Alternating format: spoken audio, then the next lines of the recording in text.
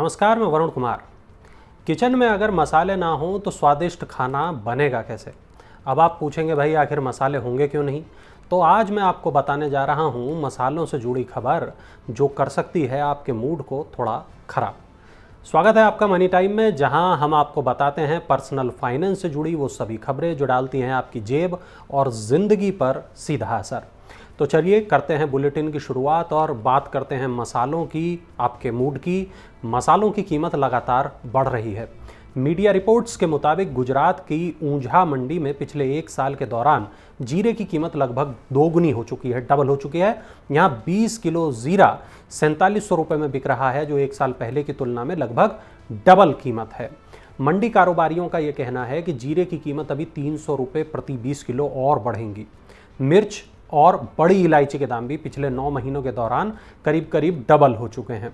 Experts का यह कहना है कि हल्दी को छोड़कर बाकी सभी मसालों के दाम पिछले 1 साल के दौरान करीब करीब डबल हो चुके हैं और उनकी कीमतों में आगे भी बढ़ोतरी जारी रहने की संभावना है।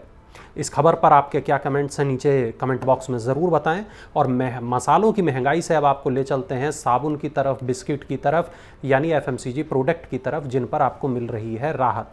कंपनियों ने डेली यूज़ आइटम्स की कीमत को घटाना थोड़ा शुरू किया है। गोदरेज कंज्यूमर ने 100 ग्राम वाले गोदरेज नंबर 1 साबुन की कीमत में 20 रुपये की कटौती की है। वहीं 50 ग्राम वाले साबुन का वजन बढ़ा दिया है, लेकिन इसकी कीमत 10 रुपये ही रखी हुई है। इसके अलावा उपभोक्ताओं को पार्ले-जी बिस्किट के बड़े पैक पर 10 से 15% का डिस्काउंट दिया जा रहा है। बाजार विश्लेषकों के मुताबिक अन्य एफएमसीजी कंपनियों ने भी साबुन और बिस्किट की कीमत घटाने की बात कही है। गोदरेज कंज्यूमर का यह कहना है कि कंपनी दिसंबर तिमाही में अन्य उत्पादों के दामों में भी कटौती करेगी।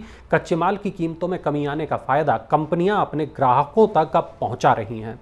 बढ़ेगा आधार का दायरा, क्या है यूआईडीएआई की तैयारी? आइए जानते हैं। भारतीय विशिष्ट पहचान प्राधिकरण यानी यूआईडीएआई ने राज्यों से आधार इकोसिस्टम का उपयोग बढ़ाने के लिए कहा है। योजना के तहत राज्यों में चलाई जा रही विभिन्न सामाजिक योजनाओं के लिए आधार ऑथेंटिकेशन सिस्टम का उपयोग बढ़ाया जाएगा। इसका मकसद डुप्लीकेट और घोस्ट लाभार्थियों को बाहर करना है। यूआईडीएआई राज्यों के कर्मचारियों को आधार के ज्यादा से ज्यादा उपयोग के बारे में प्रशिक्षण दे रहा है। इतना ही नहीं, यूआईडीएआई लोगों को 10 साल में एक बार अपने बायोमेट्रिक्स जनसांख्यिकी आदि को भी अपडेट करने को भी अनिवार्य करेगा। क्या आप भी पेटीएम का इस्तेमाल करते हैं? कैश फ्री जैसे पेमेंट प्लेटफॉर्म का इस्तेमाल करते हैं? तो ये खबर आपको परेशान कर सकती है। पेटीएम और कैश फ्री का यदि आप इस्तेमाल करते हैं, इन पेमेंट प्लेटफॉर्म का यदि आप इस्तेमाल करते हैं, प्रवर्तन निदेशालय यानी ईडी ने payment gateway Easebuzz, Razorpay, Cashfree और पेटीएम के ऑनलाइन खातों में जमा कारोबारी इकाइयों की 46 करोड़ रुपए से ज्यादा की राशि के लेन देन पर रोक लगा दी है। ये कार्रवाई चीनी व्यक्तियों के नियंत्रण वाले ऐप के जरिए इंस्टेंट लोन देने वाली कंपनियों के वित्तीय अनियमितताओं से जुड़े धन शोधन मामले में की गई है। ईडी ने इस हफ्ते इन प्लेटफॉर्म के खिलाफ छापेमारी की कार्रवाई की थी। पेटीएम ने कहा कि जिस पैसे पर रोक लगाई गई है वो कंपनी का नहीं है। पेटीएम का कहना है कि जिन इकाइयों की जांच की जा रही है वो स्वतंत्र रूप से कारोबार करती हैं और उनसे उसका कोई लेना देना नहीं है। 5 लाख लोगों को जल्द मिलेगा रोजगार, किसने की है ये घोषणा? इस खबर में जानते हैं। बाबा रामदेव ने कहा है कि पतंजलि ग्रुप अगले कुछ वर्षों में 5 लाख लोगों को रोजगार उपलब्ध कराएगा। उन्होंने कहा कि पतंजलि ग्रुप का कारोबार अगले 5 से 7 साल में 2.5 गुना बढ़कर 1 लाख करोड़ रुपए पर पहुंच जाएगा।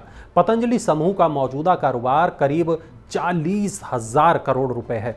बाबा रामदेव ने कहा कि समूह की कंपनी पतंजलि फूड्स पहले से ही शेयर बाजार में लिस्टेड है और 4 अन्य कंपनियों का आईपीओ अगले 5 वर्ष में लाया जाएगा। दिल्ली सरकार करेगी युवाओं को नौकरी के लिए तैयार, लेकिन सरकार की योजना क्या है? चलिए जानते हैं। दिल्ली सरकार इलेक्ट्रिक वाहन मिस्त्रियों के लिए व्यापक प्रशिक्षण कार्यक्रम शुरू करेगी और इसका उद्देश्य राष्ट्रीय राजधानी को ईवी कार्यबल के लिए प्रशिक्षण केंद्र बनाना है। दिल्ली कौशल विकास एवं उद्यमिता विश्वविद्यालय अपने डिप्लोमा इन ऑटोमोबाइल इंजीनियरिंग कार्यक्रम के छात्रों को इलेक्ट्रिक वाहन मिस्त्री बनने का प्रशिक्षण देने के लिए एक एकीकृत पाठ्यक्रम तैयार करेगा।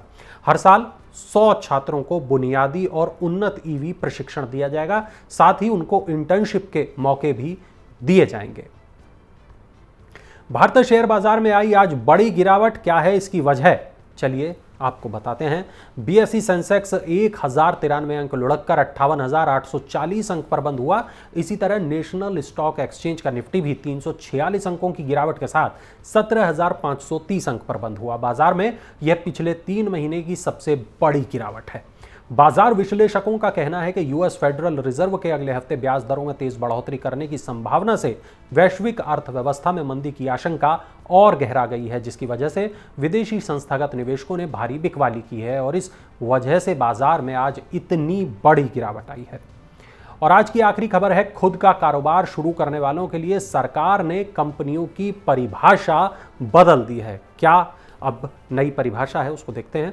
सरकार ने छोटी कंपनियों के लिए चुकता पूंजी और कारोबार सीमा में संशोधन किया है, जिससे अब और कंपनियां इसके दायरे में आ सकेंगी और उनका अनुपालन बोझ कम हो जाएगा। कारपोरेट मामलों के मंत्रालय ने कारोबार करने में सुगमता को और बढ़ावा देने के उद्देश्य से छोटी कंपनियों की परिभाषा में फिर से बदलाव किया है। कुछ नियमों में संशोधन करते हुए छोटी कंपनियों के लिए चुकता पूंजी की सीमा को मौजूदा 2 करोड़ रुपए से बढ़ाकर 4 करोड़ रुपए कर दिया गया है। नई परिभाषा से अब अधिक संख्या में कंपनियां छोटी कंपनी की श्रेणी में आ जाएंगी। चलिए अब नजर डालते हैं आईपीओ अपडेट्स पर। दवा कंपनी मैनकाइंड फार्मा ने आईपीओ से पूंजी जुटाने के लिए सेबी के पास शुरुआती दस्तावेज जमा कराए हैं। दस्तावेजों के अनुसार आईपीओ के तहत कंपनी के प्रवर्तक, मौजूदा निवेशक और शेयरधारक 4 करोड़ से ज्यादा इक्विटी शेयरों की बिक्री पेशकश लाएंगे। दस्तावेजों के अनुसार आईपीओ से मिलने वाली राशि शेयरधारकों को मिलेगी। कंपनी के शेयरों को बीएसई और एनएसई पर लिस्ट किया जाएगा। तो ये थी आज की तमाम बड़ी खबरें। अगर आपके पास कोई सवाल है पर्सनल फाइनेंस से जुड़ा हुआ तो उसे नीचे कमेंट बॉक्स में ज़रूर दर्ज कराएं। और हाँ, पर्सनल फाइनेंस की ऐसी ही बड़ी खबरों के लिए ज़रूर डाउनलोड कर लें मनी9 के ऐप को। और अब चलते चलते देखिए हमारा ये खास इन्फोग्राफिक।